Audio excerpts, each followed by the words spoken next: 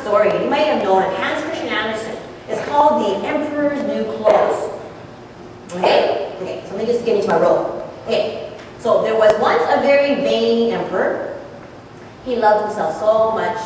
He loved to dress up and to impress others. And you know, one day, 2 imposter weavers came to play on the emperor's pride and his vanity. And they were able to convince him that they have this really special cloth and a special property that would just make him so beautiful. And this is what they said to him. You see, Your Majesty, the con artist says, we have a special cloth that is so special. It has a special property that only people who are really fit in their position and they're smart can see the beauty of this. If not, it would look invisible to them. So, of course, the emperor goes, oh, of course I have to have this. So, of course, he hired them to go carry on to make his special garment.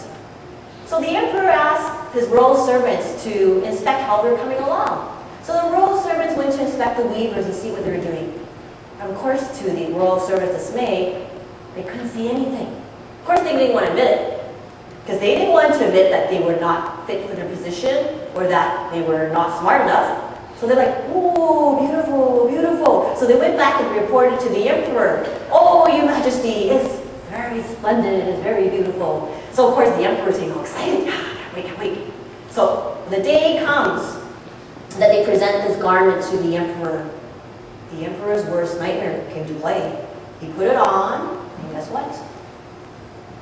He couldn't see anything. Of course he didn't want to tell anybody.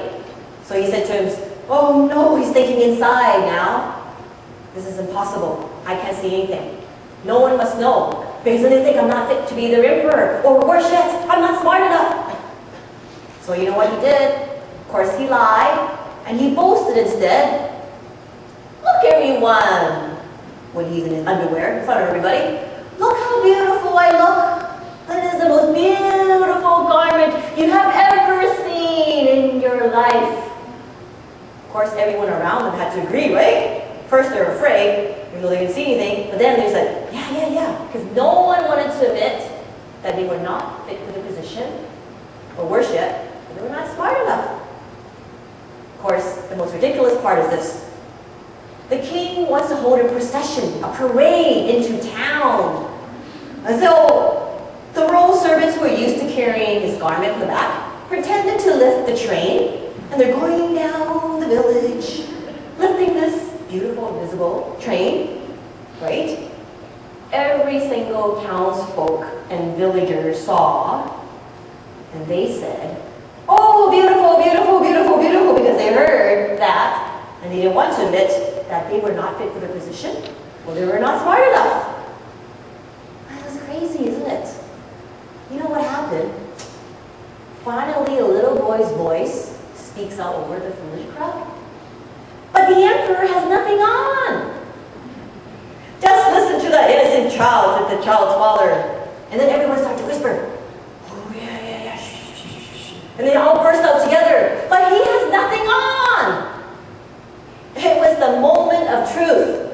It was actually revealed for everyone. I mean, although the emperor realized they were right, he knew they were fooled. But you know what he did instead? He went and walked with his servant with his head held up more high, and he walked back, like this.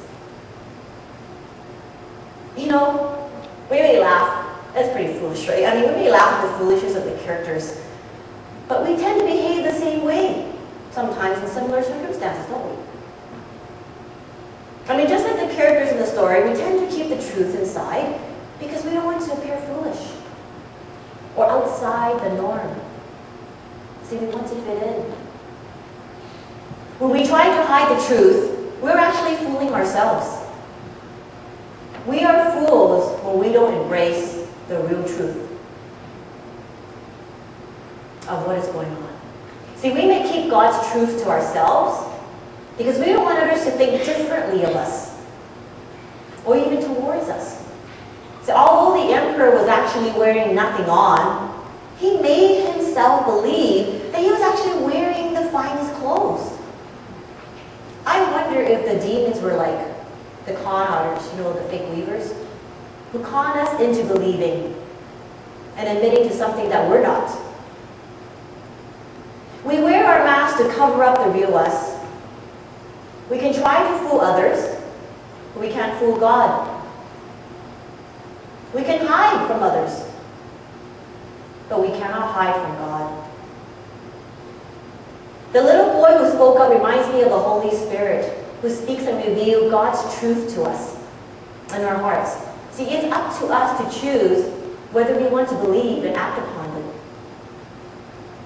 Here is the moment of truth for each of us today.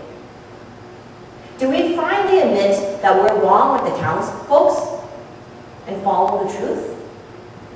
Or are we like the servants who knew the truth, but still followed the emperor at the end because they were afraid?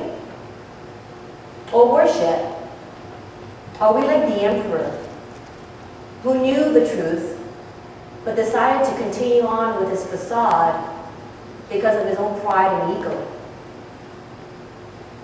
What is your choice? Now that you discovered the truth, what will you do today? I'm willing to risk living in the truth in Jesus Christ completely. I'd rather be called a fool by others than to live my life foolishly. Are you? Are you ready to risk trusting your life to Jesus Christ today, completely, so that you can be set free to live an abundant life in Him?